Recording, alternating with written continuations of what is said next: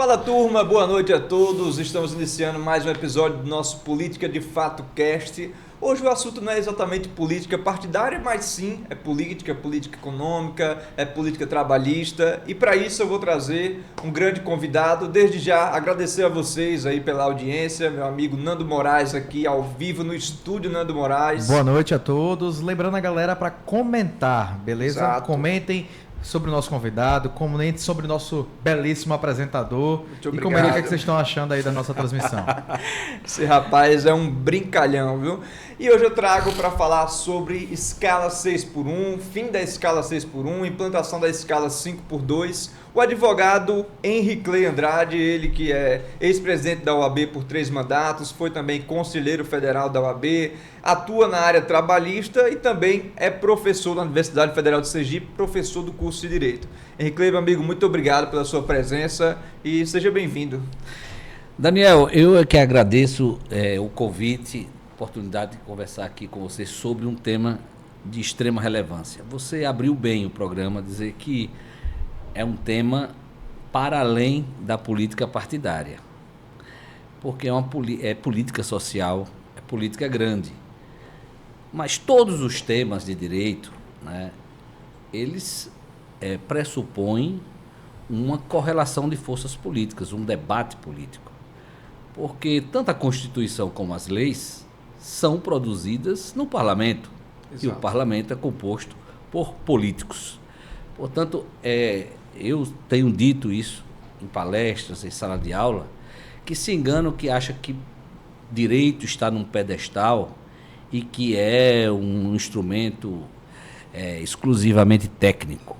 Não, ele é, sobretudo, um resultado de uma política implementada no país. E se tem um cara que pode falar sobre isso é você, então, já transitou na política partidária, na política da ordem. Isso. Antes da gente entrar nos melindres da escala 6x1, eu queria que você falasse sobre essa trajetória, Henri Clay, até para a gente contextualizar o porquê Henri Clay está aqui hoje e não qualquer outro advogado trabalhista ou um político que viesse debater sobre isso. É justamente porque Henri Clay tem essa carga, já tem toda essa bagagem de ser advogado trabalhista, de ter disputado eleições majoritárias aqui no estado de Sergipe e por ter sido presidente da OAB. Então, comece aí contando um pouco da sua trajetória, Henri Clay. Bom, eu sou um advogado militante há mais de 33 anos, né? E tive a honra, né? Tenho um orgulho muito grande de dizer isso na minha trajetória, de ter sido presidente da OAB de Sergipe por 3 mandatos, né? Eleito, ou seja, adquirir a confiança da advocacia de Sergipe, meus colegas advogados e advogadas, e pude honrar esse cargo com lealdade, com independência, né, com combatividade, durante os mandatos que exerci na presidência da OAB e também como conselheiro federal por 2 mandatos lá em Brasília. Tive a oportunidade de, nem em Brasília, quando conselheiro federal, ter sido ouvidor-geral do Conselho Federal e também, e no outro mandato, fui diretor-geral da Escola Superior de Advocacia, diretor nacional da Escola Superior de Advocacia.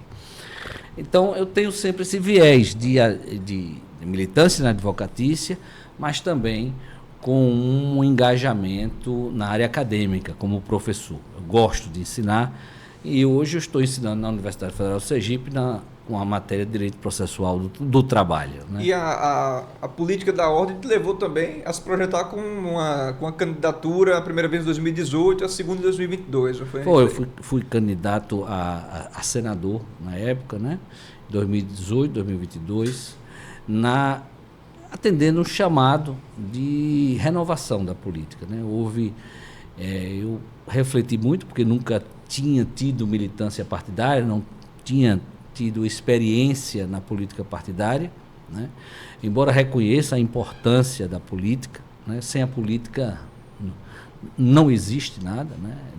É importante que o parlamento tenha bons representantes, que eles se legitimem, porque isso é fundamental para a democracia, é um dos poderes legítimos da democracia. A política não pode ser desmoralizada, ela precisa ser cada vez mais qualificada. Quando há um desgaste muito grande social, né, e moral da política, isso é muito ruim. Eu fico muito preocupado, porque isso enfraquece demais a democracia, porque a credibilidade vai para lá para baixo, né, e as pessoas passam a não querer participar mais da atividade política. Porque participar da atividade política não significa dizer que necessariamente você tem que estar afiliado a um partido ou tenha que ser candidato eleitoralmente, como eu fui em 2 oportunidades. Mas participar da política é você participar de debates, tentar influenciar, né? Por exemplo, esse debate aqui que você me convoca, que me convida para falar sobre o 6x1, é de extrema relevância social e econômica para o país, né? É um tema que faz história, que é um marco, o fim da escala 6x1, caso venha a ser aprovado. Perfeito, Henrique Clay. Então, voltando então agora ao assunto da escala 6x1, na condição de advogado trabalhista, como é que você analisa e se tem prós e contras? Qual é a melhor maneira de ser implementado no Brasil, de forma gradativa ou não? E quanto a essas impressões que você tem? Primeiro, vamos contextualizar. Hoje, a Constituição Federal, no artigo 7º, inciso 13, prevê o seguinte: a jornada normal de trabalho semanal é de 44 horas. Ou seja, até 44 horas semanais e 8 horas diárias, né? Não fala que é 6x1, mas se a jornada é de 44 horas e o limite normal da jornada diária é de 8, isso quer dizer que são 6 dias. Ou seja, de segunda a sexta e no sábado pela manhã 4 horas para dar 44 horas. Isso é o que está previsto hoje na Constituição. Há 3 PECs, 3 propostas de emenda à Constituição tramitando no Congresso Nacional. Uma no Senado Federal e 2 na Câmara dos Deputados.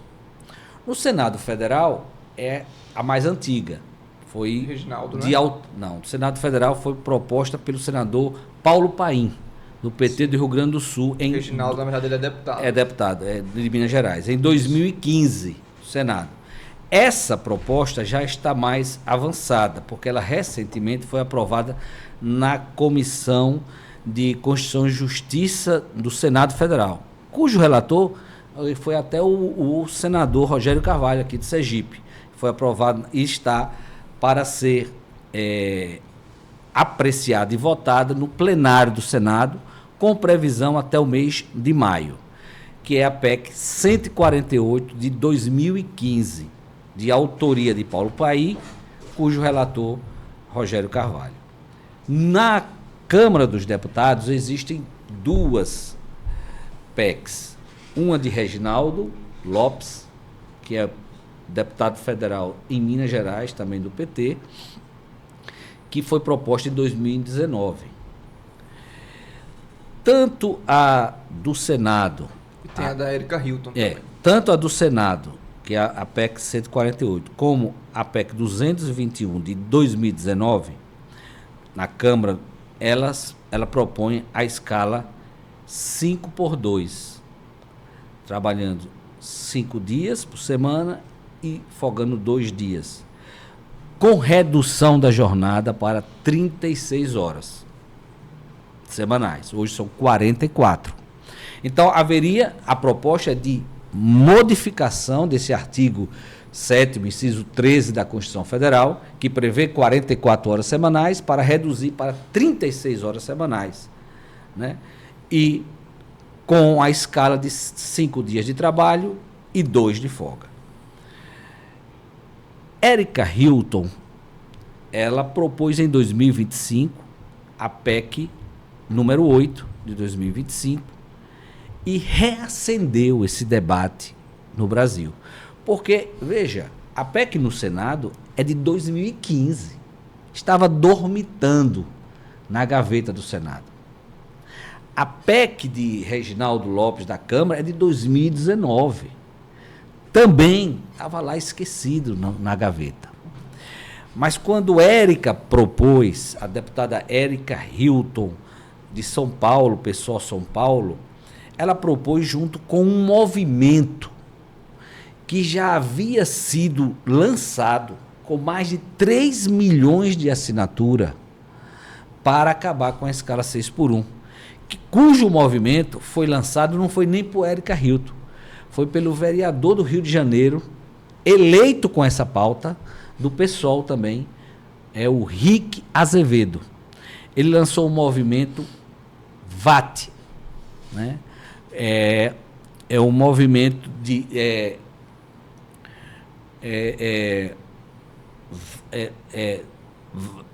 vale além, vida além do trabalho. Vida além do trabalho. Movimento VAT, vida além do trabalho. O que é que ele quer dizer com isso? Um domingo apenas por semana, o trabalhador não tem vida, ele sobrevive, ele não vive. Então é preciso ter vida, existe vida além do trabalho. É preciso aumentar os dias de descanso. E aí, a proposta de Érica Hilton é um pouco diferente das demais propostas que estão tramitando no Congresso. Que a de Érica Hilton é 4x3. Mas a jornada de trabalho é de 36 horas. Então, o fundamental aí, né, nessas propostas, na verdade, é a redução da jornada de trabalho semanal com a manutenção do salário. Sem redução do salário. A redução da jornada sem redução do salário. As 3 propostas prevêem 36 horas. A do Senado e a outra de Reginaldo Lopes, embora proponham 36 horas, mas propõem 5x2. Deixa eu entender, a da Érica Hilton, a pessoa trabalharia apenas 4 vezes na semana. 4 vezes, folgava 3. Sábado e domingo não trabalharia. Poderia, aí vai depender da empresa. 3 dias da semana de folga, mas com 36 horas semanais. As mesmas 36 horas semanais. Isso aí era só dividir isso por 4. Durante a semana. Trabalharia mais durante o dia, 4 dias, mas folgaria 3 dias. Certo. As outras 2 propostas eram 5x2, mais 36 horas semanais. Tá? Agora também há uma diferença aí. Tanto a do Senado como a de Reginaldo Lopes prevê uma transição. Ela não seria implementada de imediato. Por exemplo, aqui foi aprovada agora a Comissão de Justiça, que é de autoria de Paulo Paim, que foi o relator Rogério Carvalho. Propõe o seguinte: uma vez aprovada e sancionada, né? Não precisa sancionar pelo presidente da República, que é a emenda à Constituição. É a emenda à Constituição, não precisa sancionar. É direto. Mas aprovada na Câmara, né? Precisa aprovar no Senado, no plenário, e depois ir para a Câmara. Imediatamente reduziria, sem transição, para 40 horas e a cada ano reduziria 1 hora até chegar a 36. Essa é a proposta que está no Senado, que foi aprovada na Comissão de Constituição e Justiça. E está para ser aprovada ou não no plenário do Senado. E não trata de incentivos fiscais, nada nesse sentido? Não, trata da questão da redução. Né? Mas o que é que o senhor acha dentro dessa discussão? Os empresários colocam na mesa, isso vai gerar desgaste para a gente, vamos ter que demitir. É necessário colocar incentivos fiscais? Olha, veja, esses argumentos, toda mudança incomoda e causa insegurança de alguma forma. Mas, se você perceber ao longo da história, né, brasileira, para não citar no mundo, mas brasileira, no século XIX, a produção de café no Brasil era baseada na mão de obra escrava. E quando veio a abolição da escravatura, você imagina a chiadeira, na época não eram empresários, mas os latifundiários, diziam, como agora? E olhe, que naquela época o latifundiário pagava caro o escravo. Ele comprava para ter a mão de obra, o escravo. E de uma hora para outra, sem transição, houve a abolição da escravatura. Ou seja, e a mão de obra, e os latifundiários perderam a mão de obra. O que é que diziam eles na época? O Brasil vai quebrar. O Brasil vai quebrar. Como é que eu vou fazer agora com a concorrência internacional? O Brasil não vai ter mais como produzir café. O tempo passou. A mão de obra escrava foi substituída por uma mão de obra assalariada. E o Brasil, hoje, século XXI, continua sendo destaque de produção do café no mundo. Como sempre foi desde o século XIX. Então, veja, houve escravo. Quando, em 1943, com o advento da CLT, foi estabelecida férias de 30 dias para todos os trabalhadores brasileiros, houve uma chiadeira geral do empresariado. Como? Férias de 30 dias? Isso vai gerar desemprego. Isso vai quebrar as empresas. Como se concebe uma pessoa trabalhar, descansar 30 dias? As férias vieram, empresa nenhuma, o Brasil não quebrou, e hoje, século XXI, o Brasil está entre as 7 maiores economias do mundo. Então, essas mudanças, esses avanços do direito trabalhista, sempre haverá preocupação, desconforto e argumento contrário da classe patronal que emprega. O que eu percebo, Henrique, é que nunca é colocado na mesa as condições emocionais, as condições humanas das pessoas. É muito mais um pensamento centrado na produtividade, na produção e nada mais além disso. E se ignora o que é um fator primordial para o trabalhador produzir, que é ele estar bem. Um trabalhador não estando bem, ele não vai produzir à altura do que se espera numa empresa. Pelo menos essa é a concepção que eu tenho. Isso mesmo, Daniel. Mas além disso, você falou bem, mas além disso, é a concepção de boa parte do empresariado brasileiro. Veja, é uma concepção ainda de pouca informação, inclusive. Porque hoje, na Europa, há muito tempo, a escala é 5x2. Nós não estamos falando aqui de um projeto socialista, não. Eu vou citar aqui vários países capitalistas, como Reino Unido, Alemanha, França, todos capitalistas, governados por partidos de direita, Islândia, Holanda, Nova Zelândia, Bélgica, Suécia, todos governados por partidos de direita, países capitalistas, Canadá, que estabelecem a escala 5x2. Bélgica até estabeleceu a escala 4x3. 5x2 há muito tempo. Com jornada até menor do que 36 horas. Por exemplo, na Alemanha a jornada é 34 horas. Na França, a França tem uma jornada de 35 horas com escala 5x2. Nos primeiros 4 anos, houve uma reação da classe empresarial. Em 98, a França estabeleceu a escala 5x2 com a redução da jornada para 35 horas.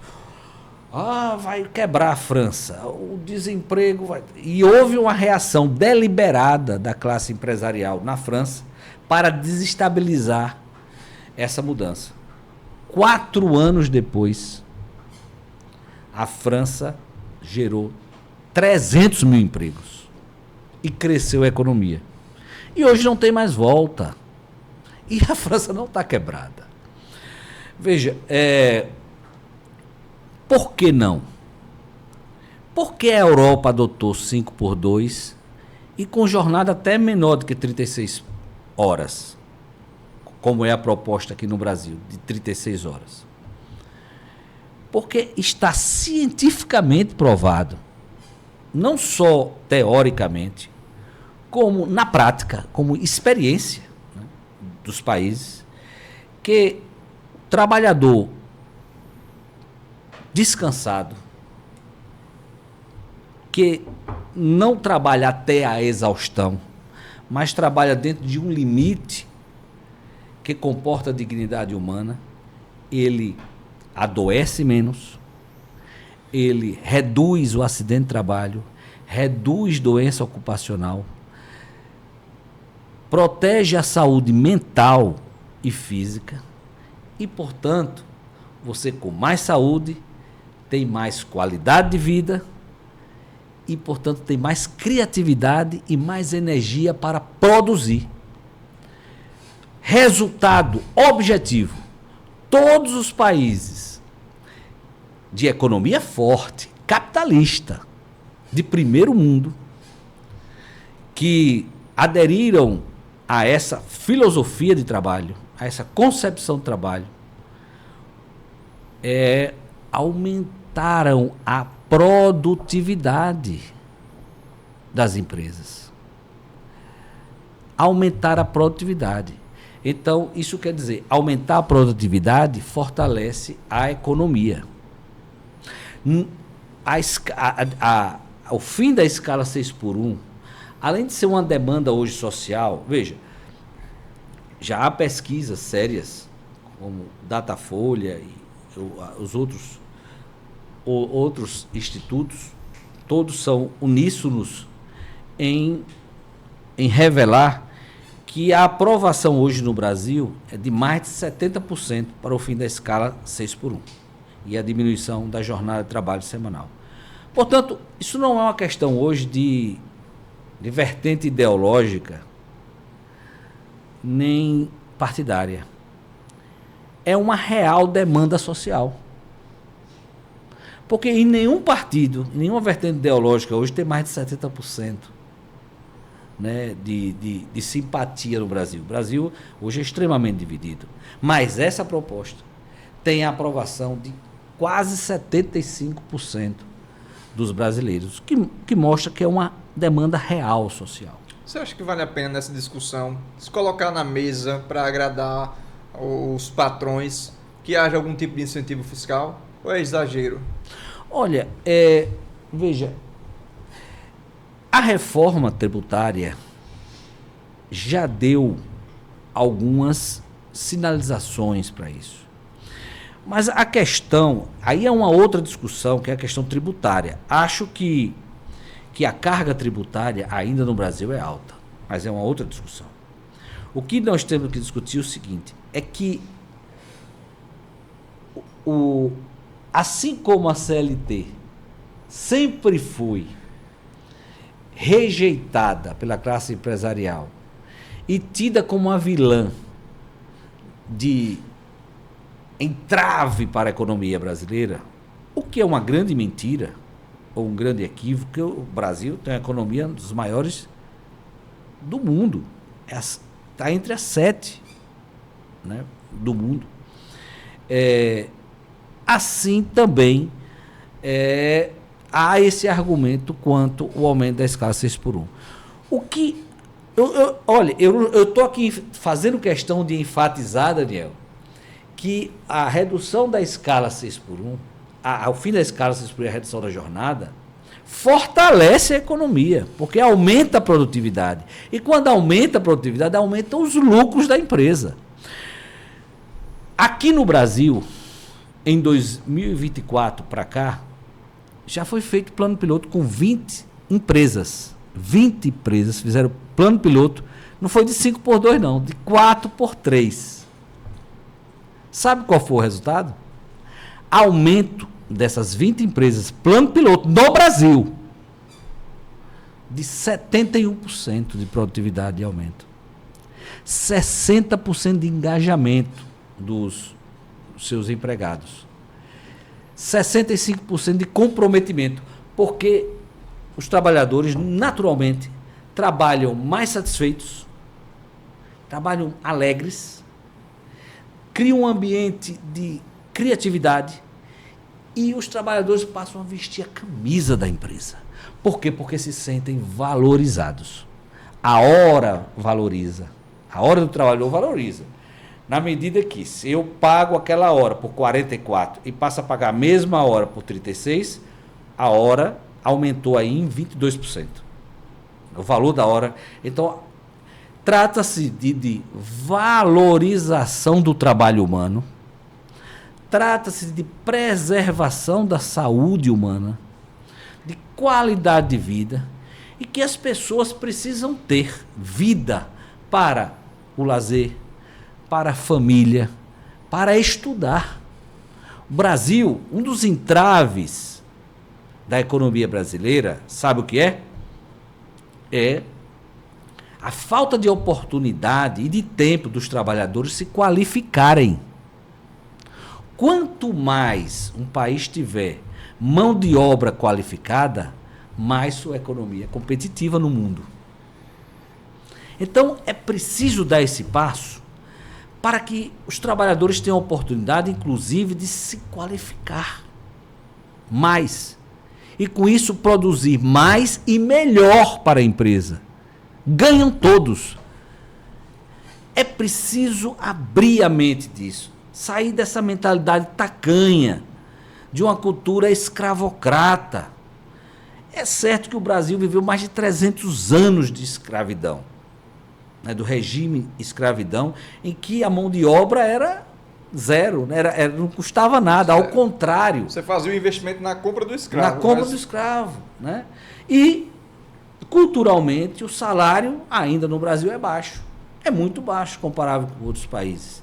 Então, nós estamos falando do país com um salário mínimo ainda bem abaixo de valores da Europa, né? Em que garante direitos mínimos da CLT. Não são direitos máximos, direitos mínimos, né? Para garantir um pouco de dignidade. Mas, assim, a Constituição diz, o salário mínimo deve garantir a dignidade, como lazer, vestuário. Esse dispositivo constitucional ainda é uma utopia no Brasil. Você viu a fala do presidente do Republicanos, Marcos Pereira? Ele fala do perigo do ócio do trabalhador brasileiro. Porque o trabalhador brasileiro, estando no ócio, ele vai se envolver com drogas, ele vai exagerar na bebida. Ele depois pediu desculpa por essa fala, mas veja, ele foi sincero. Ele foi sincero dentro do que a elite pensa. Parte da elite brasileira pensa de um trabalhador em estado de ócio. Essa visão que se tem de selvagens e civilização. É mais ou menos isso. A parte da elite brasileira, eu falo elite, né, a elite econômica brasileira, não conhece o Brasil e não conhece os brasileiros. Há na verdade, um ambiente natural de apartheid no Brasil. Né? Há 4 mundos no Brasil. Né? De miseráveis, pobres, classe média e super ricos. 5, né? De ricos e super ricos. Então, há esses 5 mundos no Brasil. Um país de mais de 200 milhões de habitantes. Então, esses super ricos, né, que vivem no poder político e econômico, não conhece o povo brasileiro, não conhece o Brasil.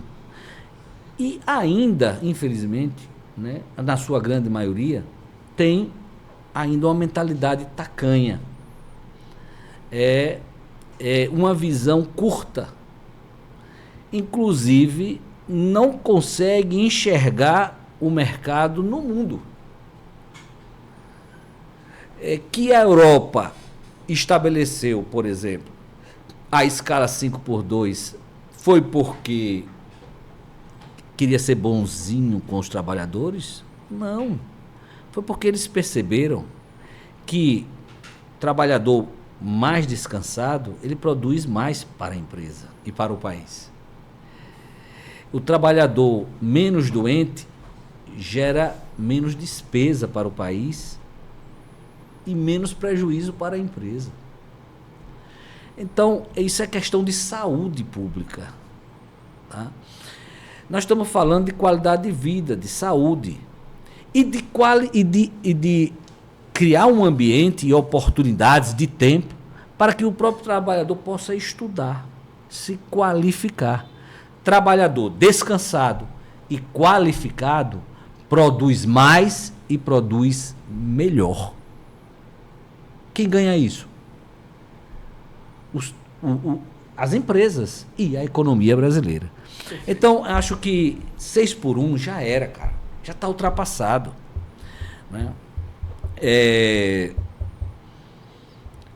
Eu preciso aqui fazer apenas uma digressão aqui. A Argentina está fazendo um movimento inverso. O presidente Milei, ele aprovou agora no Congresso Nacional, apesar de um movimento grevista geral, há uma reforma trabalhista em que prevê jornada diária na Argentina de 12 horas. Nossa. 12 horas. Entre outras coisas, tá? Aqui eu estou falando de jornada. Entre outras coisas. 12 horas de jornada. Passa de 8. Olha, a nossa jornada normal no Brasil é de 8. Na Argentina, a partir de março desse ano, passou a ser de 12 horas. Um movimento inverso. Isso advém de quê? É lei. Mas isso é política. Exato. Concepção ideológica, econômica. Pronto, isso é política. E vai de encontro ao movimento mundial. Né? Nem os Estados Unidos de Trump, né? Por exemplo, os Estados Unidos de Trump é menor a jornada semanal do que aqui no Brasil. É de 40 horas. É 5 por 2, 40 horas. 8 horas por dia de segunda a sexta. Nos Estados Unidos também é 5 por 2, sendo 40 horas semanais. Um grande ponto de interrogação, Henrique Clay. A turma pergunta, aí o supermercado como é que vai ser? E a padaria? Como é que fica para essa turma resolver essa equação? Bom, você tem alguns setores da economia que é de serviço, de saúde, de segurança, que aí precisa se fazer um debate de como dar um incentivo fiscal para as pessoas empregarem mais. Que aí precisa. Porque são setores diferenciados. Por exemplo, na saúde, os trabalhadores da saúde não trabalham no regime geral, comum. Né? Trabalha no regime de 12 por 36. Trabalha 12 e descansa 36. Porque são especialidades, como outras profissões. A polícia militar, polícia, área de segurança. Né? Então, para essas áreas é preciso um estudo mais... Uma discussão diferente. Uma discussão diferente. Até porque ela já é diferente hoje, mesmo com a previsão. Agora, nós estamos tratando de uma massa de trabalhadores, de mais de 40 milhões de trabalhadores que ainda trabalham na escala 6x1. Veja, se você pegar assim, atividades de escritório, né, já trabalha de segunda a sexta. Então,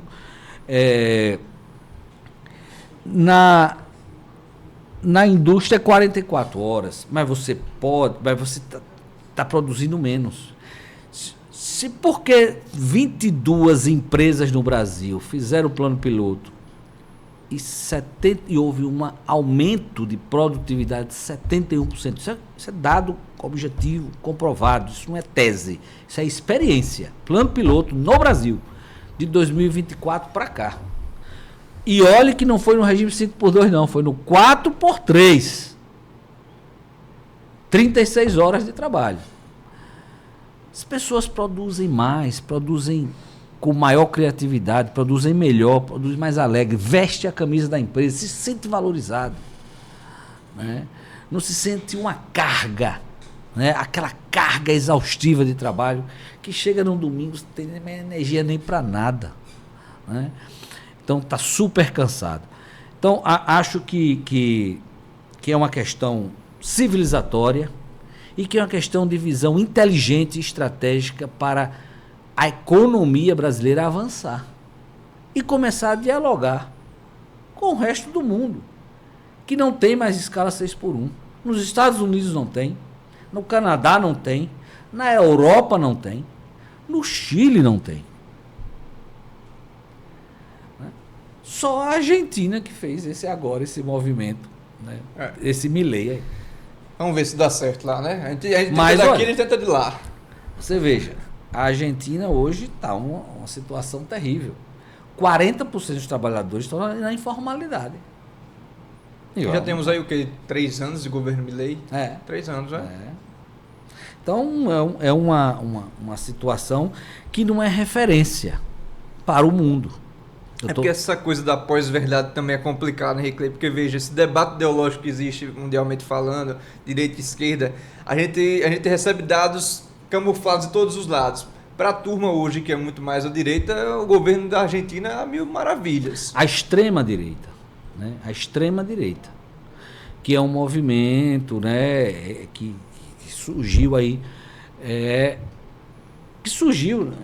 no início da década de 20, com um pouquinho antes com Trump, Mussolini, né? Depois você Hitler, fala do século XX. E aí agora ele retoma com força. No Brasil já existiu com Plínio Salgado, os camisas verdes, que tinha como inspiração Mussolini na década de 30, e agora retoma, né, com muita força popular, não só no Brasil, como em boa parte do mundo. Trump é um governo de extrema-direita, a Argentina é um governo de extrema-direita. Agora, isso não significa dizer que essa escala, o fim da escala 6x1, seja um projeto de esquerda. É um projeto humanitário. Porque no Reino Unido, o governo é de direita. Na França, o governo é de direita. Na Alemanha, o governo é de direita. Na Bélgica, o governo é de direita. Todos são escalas 5x2. 35 horas de trabalho. Estou falando de países capitalistas que são governados historicamente pela direita. Não é pela extrema direita. Pela direita. Né? Portanto, essa é uma demanda social que vai para além das disputas ideológicas entre esquerda e direita. Mas é um tema extremamente atual, necessário e estratégico para a economia brasileira. Perfeito. O mais importante do século até agora. Perfeito. Acho que foi um excelente debate em cima desse tema, Henrique Clay, escala 6x1, e espero que a gente possa voltar para falar um pouco mais sobre isso e outras oportunidades. Até o final da entrevista a gente pode voltar a tocar nesse assunto, mas agora eu queria falar sobre o escritório de advocacia operária. Esse ano vocês completam 35 anos. Completaram agora em janeiro, né? Fevereiro. E como é que foi que começou essa história? Como é que foi para vocês comemorar essa data, hein? É muito emocionante a gente fazer um filme assim, né, mental, conversando sobre como tudo surgiu, né? Surgiu no enfervescer da redemocratização do país, né? Período ali da nova Constituição. Da nova Constituição, e com um viés inovador, pelo menos em Sergipe, que foi construir um escritório com características muito autênticas, próprias, de defesa exclusiva dos trabalhadores. Né? Há 35, tanto é que nós temos um estatuto, o escritório tem um estatuto registrado na OAB de Sergipe, em que todos os seus integrantes, né, se comprometem a jamais advogar, a não ser para a classe trabalhadora. Que interessante. E mais do que isso, eu não conheço, posso ser que exista, mas eu não conheço, escritório de advocacia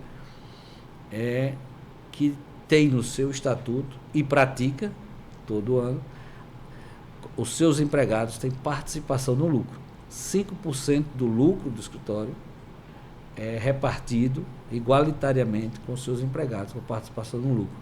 Então, são legados, né, importantes. O escritório não é à toa que é um nome, né, advocacia operária, porque é um nome que veio para marcar um lado. Ou seja, nós temos um lado de defesa, né? Sempre,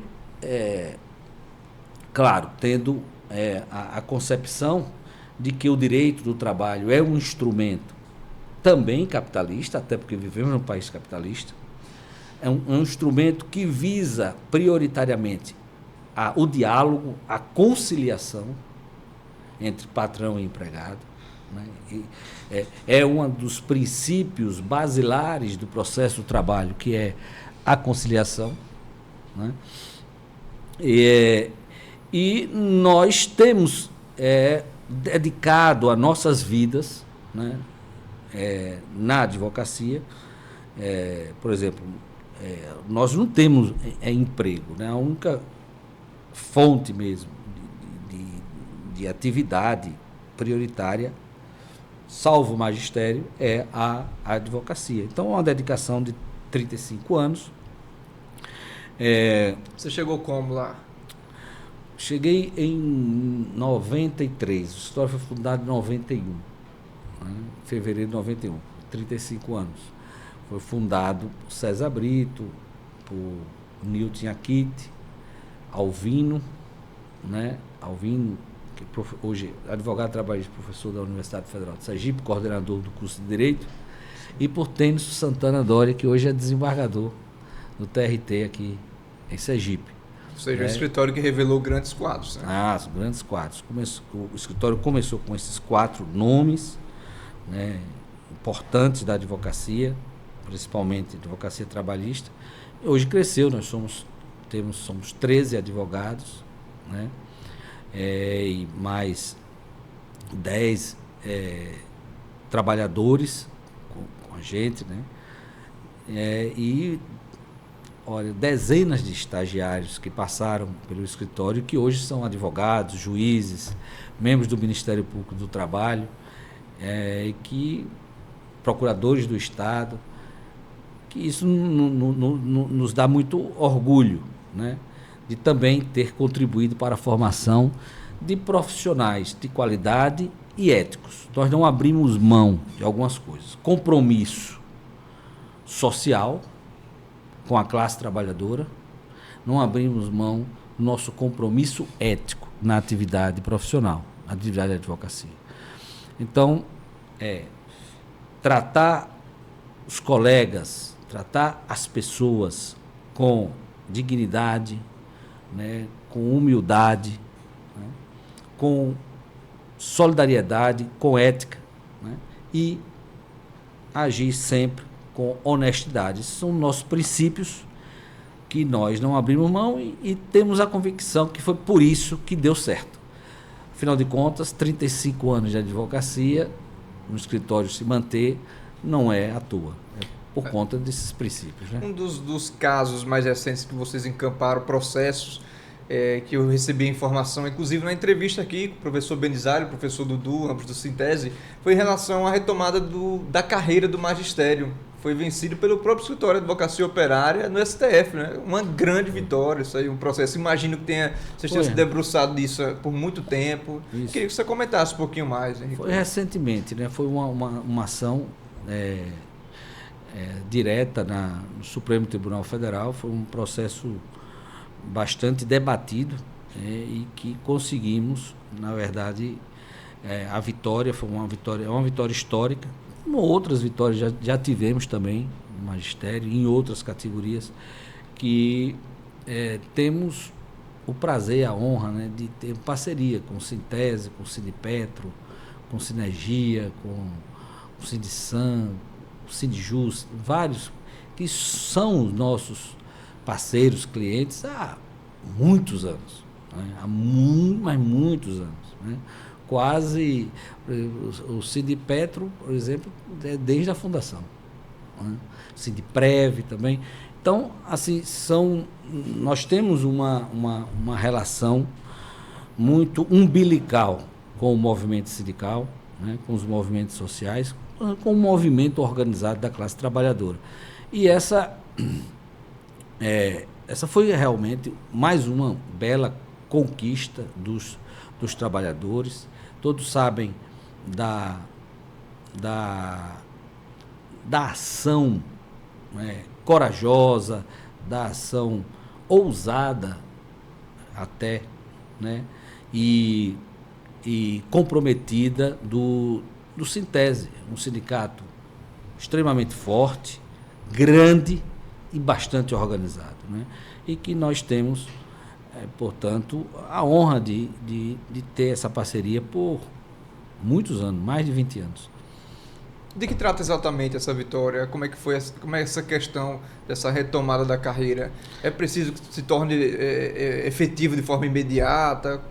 Porque até essa é uma discussão, inclusive, que está gerando paralisação do magistério e o Fábio está negociando agora. Exatamente.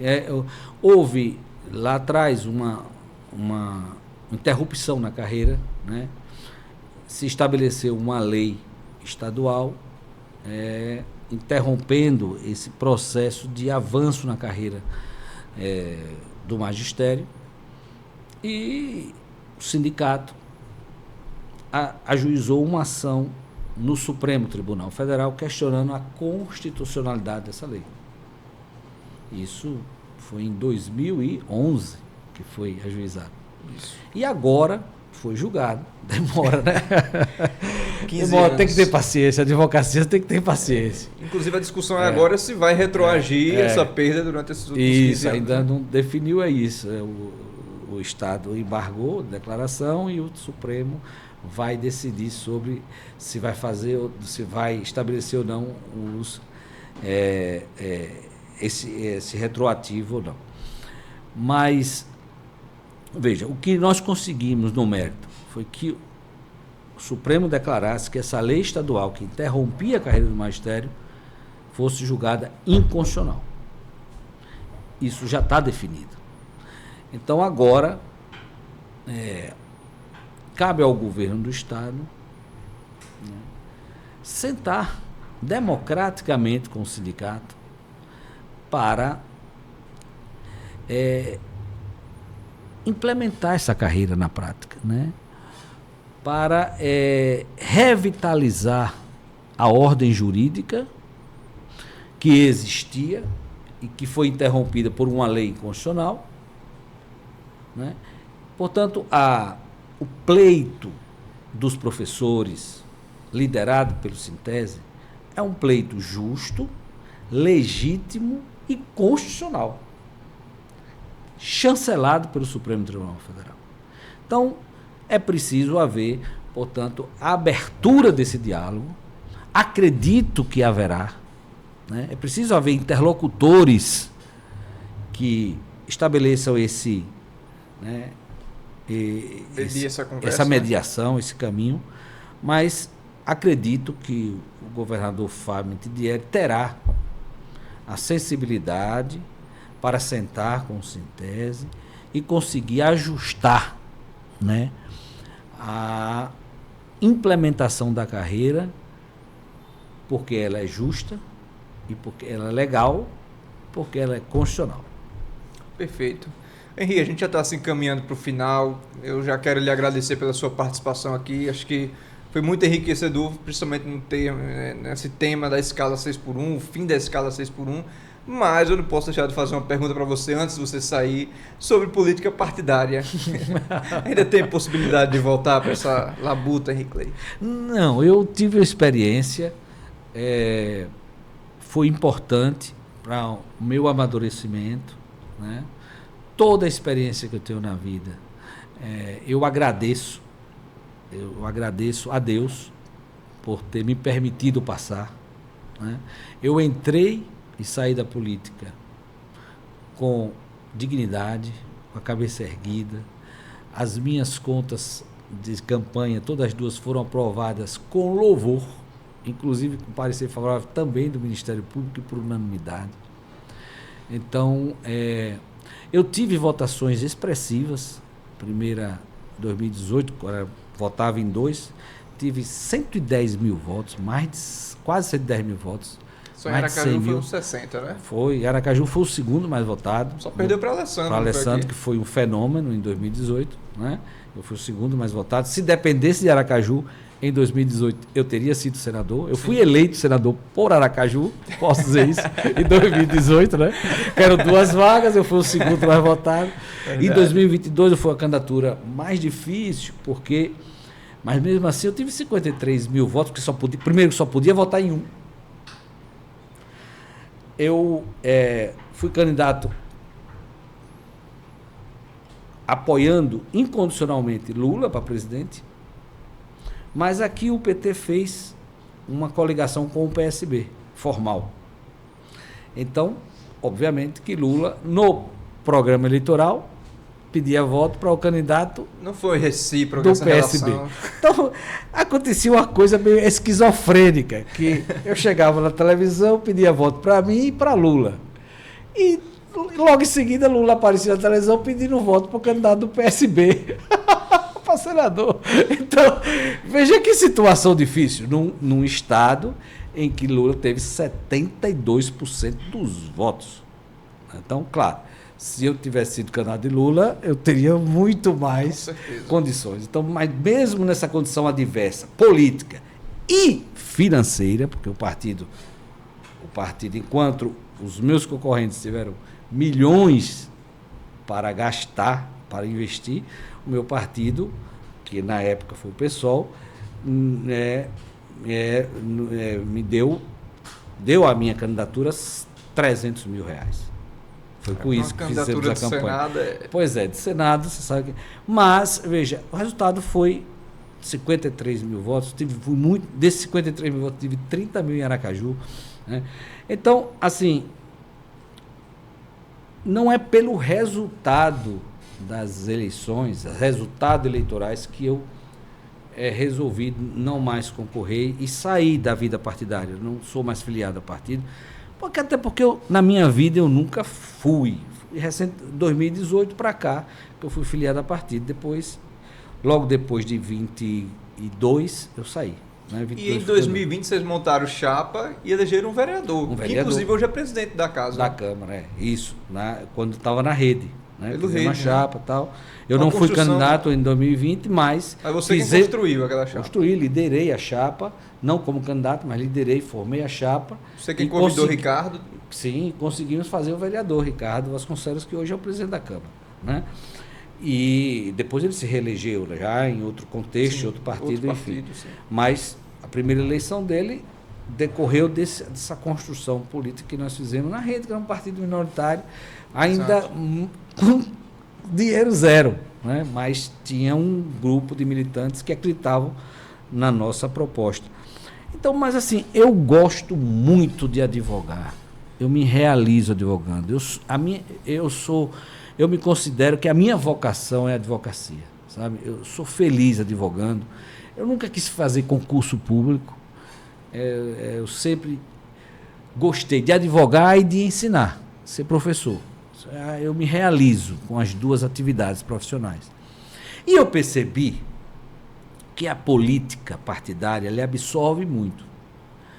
Então, embora eu tenha participado esses dois episódios em 2018 e 2022, eu nunca deixei a advocacia. Então, eu estava com um pé na advocacia e outro na política partidária. Isso não dá certo. Ou uma coisa ou outra. E aí chega uma hora que a fonte seca, né? Você não está trabalhando, né? E eu fiz uma reflexão na minha vida. Eu disse, olha, ou eu boto os dois pés na política, ou eu volto com meus dois pés para a advocacia. O que é que você quer, Henrique? E aí eu fiz uma análise do que eu sou, do que é a minha essência. E a minha essência é ser advogado. É a advocacia. E eu faço política com a advocacia, política social.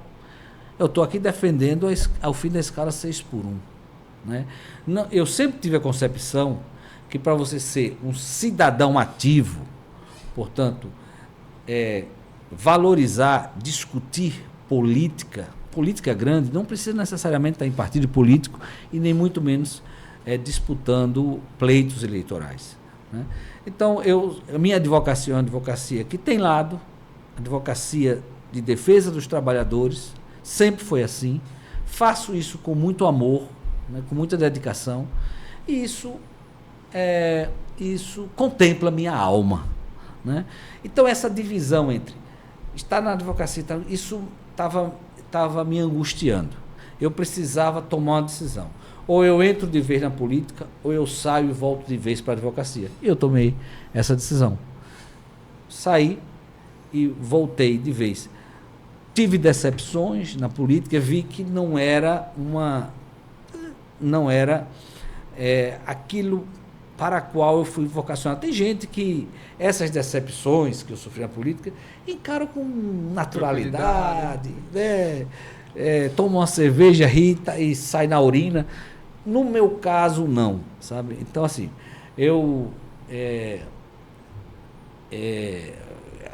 a minha formação de lealdade, sabe? De lealdade, de fazer política, eu sempre fiz política institucional na OAB, sempre foi com um grupo que se tinha lealdade, que se tinha reciprocidade, solidariedade. A política institucional, por exemplo, da ordem, é muito diferente da política partidária. Muito diferente. Então, a minha formação não foi de militância partidária. Então, eu estranhei muito isso, né? Você já tinha toda uma carreira construída na advocacia, e na política institucional. É menos cruel a política da ordem? Sim, certo. É dura também. Quando se disputa a eleição, é uma disputa dura, né? Mas, até porque a OAB é uma instituição grande, né? É uma instituição que tem uma vertente social muito forte, até por conta do seu papel constitucional. E a sociedade participa. Então, não é uma eleição que apenas os advogados discutem. A sociedade, a imprensa cobre. Todas as eleições que eu participei da OAB, né, disputei, foram 20 anos. Graças a Deus, ganhamos todas. Desses 20 anos, foram 3 mandatos de presidente, 2 de conselheiro federal, conselheiro seccional, enfim. Mas, assim, sempre participei de debates ao vivo na televisão, nos rádios, porque a imprensa sabe que a sociedade acompanha a ordem e a sociedade compreende que a OAB forte é boa para ela, porque a OAB não foi feita apenas para defender advogados, ela foi feita para defender a ordem jurídica democrática brasileira, defender a Constituição. E ao defender a legalidade, a constitucionalidade, né? A moralidade pública, os direitos humanos, está tudo no Estatuto da OAB, né? É a única instituição de classe, porque nós somos instituição de classe, a classe dos advogados, que a Constituição Federal dá o direito de ajuizar ação direta de inconstitucionalidade para questionar qualquer tipo de lei inconstitucional. Não só lei que interessa a advocacia, mas qualquer tipo de lei. Ou seja, nós não temos aquela restrição do tema relativo à advocacia. Nós podemos ingressar à OAB no Supremo Tribunal Federal para questionar qualquer lei inconstitucional. Ou seja, isso interessa a sociedade, né? Então, a sociedade meio que compreende, né, a importância da ordem para a cidadania e para a democracia. Então, não deixa de ser uma disputa pública, que você se expõe muito, sim, tal, sim. Mas as relações internas são diferentes das relações de bastidores da política partidária. Bastante diferentes. Política partidária você já descartou. E a política da ordem? Não, essa eu já dei a contribuição, né? Assim, fui presidente 3 vezes, Conselheiro Federal, eu já dei essa contribuição à ordem. Acho que sou muito grato à advocacia sergipana, muito, aos meus colegas, né? Pô, você participar ativamente 20 anos e tendo a confiança de 3 em 3 anos nas urnas da maioria da advocacia sergipana e o reconhecimento da advocacia em geral, da nossa dedicação, do nosso trabalho, do nosso compromisso com a advocacia e com a instituição, né? Eu tenho, né, um respeito e um amor à OAB. E porque sei da importância, inclusive, né, estratégica da OAB para a democracia, para a transparência das atividades públicas, para os direitos humanos, né? Para a justiça social. Tudo isso é finalidade precípua da Ordem dos Advogados do Brasil. E é por isso que ela é grande. Ela não foi constituída, o que eu estou falando aqui não é discurso, isso está na lei. É lei federal e está na Constituição Federal. A OAB não foi constituída apenas para a defesa umbilical, para a defesa corporativa. É também e sobretudo, porque defender a valorização dos advogados, os direitos dos advogados, as prerrogativas da advocacia é fundamental para uma OAB forte. Mas até ao defender as prerrogativas da advocacia, está defendendo a sociedade. Porque qual é o papel do advogado, né, a não ser defender direitos das pessoas? Então, quando você defende a independência do advogado, no exercício da advocacia, o respeito às prerrogativas do exercício da advocacia, na verdade, você está defendendo a garantia da ampla defesa da pessoa humana, do cidadão, que é direito e garantia fundamental constitucional. Né? Você vê, quando eu falo isso, eu me empolgo. Eu sou advogado por natureza vocacional. Eu me empolgo, os olhos brilham, né? Mas, assim, essa é a minha convicção apaixonada. Mas, assim, é aquela coisa, você não pensa em disputar cargos, pelo que eu entendo, mas está na disputa, auxiliando, você não descarta. Não, veja, eu acho que você faz parte de um grupo ainda. Assim, o grupo, quando eu em 2018, quando eu saí para ser candidato a senador, eu me despedi da disputa de ordem, né? Você era presidente? Eu era presidente, me licenciei, mas houve um chamado, inclusive uma aprovação da advocacia para eu ser candidato naquele momento, porque havia um movimento muito grande nacional de novos nomes na política. Tanto é que Alessandro se elegeu, né, como um novo nome, tal, um outside, né? E eu era um desses nomes que estava, e a advocacia compreendeu isso, e achava que era importante. Eu já estava no meu 3º mandato, já era uma pessoa muito pública, conhecida, principalmente em Aracaju, né? E fui atender esse chamado em 2018. Mas ali eu também tomei uma decisão. Já que eu vou para a política partidária, não faz mais sentido eu estar na política da ordem. Porque, embora eu tenha, em 2018, acabou a eleição, e em outubro, em novembro, teve eleição para a OAB. Eu voltei para a presidência. Poderia ter sido candidato ao Conselho Federal, não quis. Estaria eleito, o Conselho Federal não quis. Exatamente porque tinha entrado na vida partidária, e eu acho que essas coisas não devem se confundir. Você não pode fazer paralelamente política partidária e política de ordem. Como eu estava num partido, tinha acabado de ter uma eleição, eu preferi não ser candidato ao Conselho Federal naquela época, 2018. E mais, voltei à presidência, liderei o processo e conseguimos eleger o nosso sucessor, que foi o meu vice-presidente à época, o presidente Inácio Kraus, que fez um belíssimo mandato. Então, de lá para cá, eu nunca mais participei da política da ordem, né? O mandato mesmo de 3 anos de Inácio, eu não fui uma vez para a reunião, porque eu estava envolvido na política partidária e não queria, e não admito a mistura, sabe? Acho que a independência da ordem tem que estar intacta. Perfeito. Né? Então, assim, eu tomei aquela decisão em 2018. Você hoje não está mais em política partidária, não quer mais voltar à política da ordem? Não penso nisso. Não tenho esse interesse, essa finalidade. O meu objetivo, eu já estou cumprindo. Primeiro, voltei com energia, com alegria, com força total, com tempo integral para a advocacia, e voltei também para o magistério, que eu estava com saudade, a ensinar direito, voltei a ensinar na Universidade Federal. Eu gosto tanto que eu ensino em contrato voluntário, eu não ganho nada. existe essa possibilidade de contrato voluntário na UFES. Eu não ganho absolutamente nada, 1 centavo.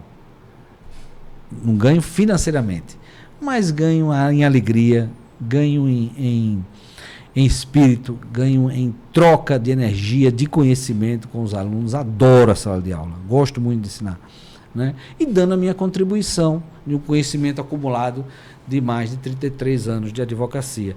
Então é isso me contempla, sabe? Eu estou feliz, eu estou bem.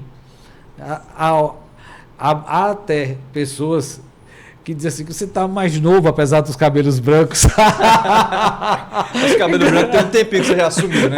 Esses cabelos brancos. Tem uns 10 anos Tem já muito aí, né? tempo que eu tenho cabelo branco. Agora tem mais de 10 anos que eu assumi esse cabelo branco. Mas é uma marca registrada. Rapaz, desde os 18 eu já tinha cabelo branco. Claro, claro que não era. Menor proporção, né? Claro, óbvio. Mas com 40 eu já tinha mais cabelos brancos do que preto.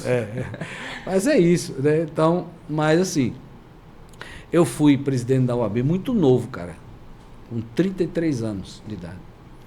33 anos de idade. Em 2003, me elegi presidente da OAB. Depois fui reeleito, né? Não tinha intenção nenhuma de ser candidato à reeleição. Não fui com essa intenção, mas o contexto, né, a conjuntura, eu sempre acredito, e é verdade, a conjuntura, ela determina as coisas, né? A conjuntura na época, César Brito, que foi presidente da OAB de Sergipe, na época era candidato a presidente nacional da OAB. E eu me lembro que foi feita uma pesquisa aqui em Sergipe, de consumo interno no nosso grupo, e que a minha reeleição era a mais segura para o grupo. Porque se nós perdêssemos aqui em Sergipe, César não poderia ser eleito presidente nacional. É pressuposto para ser presidente nacional você ganhar no seu estado.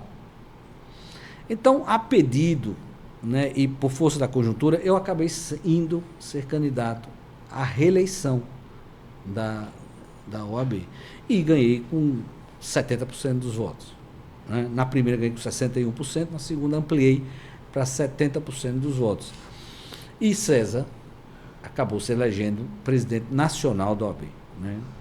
Um marco histórico para Sergipe, estadozinho pequeno. Então, contribuí e fizemos também o segundo mandato, construímos muita coisa, inclusive aproveitando a gestão que eu era presidente e César era presidente nacional, compramos aquela casa belíssima, restauramos, que hoje é a sede da OAB. Sim. Né? Ali foi em decorrência. Primeiro, nós aqui tivemos a visão de dar esse presente à sociedade, à cidade de Aracaju, porque a casa estava degradada pelo tempo. Nós conseguimos recursos do Conselho Federal, através de César Brito, presidente, restauramos, que restauração é uma coisa cara, isso. Né? E hoje é um cartão postal. É um dos mais belos prédios públicos de Aracaju, não tenho dúvida disso. E histórico, porque ali foi construído no século XIX, final do século XIX, né? Belíssima aquela casa, e é a sede dos advogados e da sociedade, que eu costumo dizer que ali é a casa da cidadania. Perfeito. Henri, muito obrigado pela sua presença aqui, um papo que rendeu demais, aí tenho certeza que a turma vai gostar bastante. E em breve vamos voltar aqui, quem sabe você falar um pouco mais do seu passado, da política partidária, política da ordem. Será que a gente consegue extrair mais alguma coisa aí desses Você bastidores? vê que quando fala de advocacia da ordem, eu fico mais empolgado sem partido, né? Meu amigo, muito obrigado, Tá, seja sempre bem-vindo aqui. Viu? Tá joia. Muito obrigado, Daniel. Eu que agradeço demais a oportunidade de conversar com você. Seu podcast já é um sucesso, né? Pela qualidade, né? Dos seus convidados, da sua apresentação, né? Você é um jornalista bastante competente, né? E a sociedade gosta de ver e de consumir o que é bom. E é por isso que o seu programa, esse podcast tem sido um destaque, né, da mídia sergipana. Muito obrigado. E com isso a gente encerra o nosso episódio do Política de Fato Cast, nessa câmera principal aqui. Nosso estúdio Nando Moraes gravando tudo e transmitindo em 4K. A gente volta na próxima semana, terça-feira, com mais um convidado, com mais um tema importante para a sociedade, com mais discussão, com mais debate, com tudo aquilo que você precisa ficar informado da política sergipana. Um abração e até a próxima.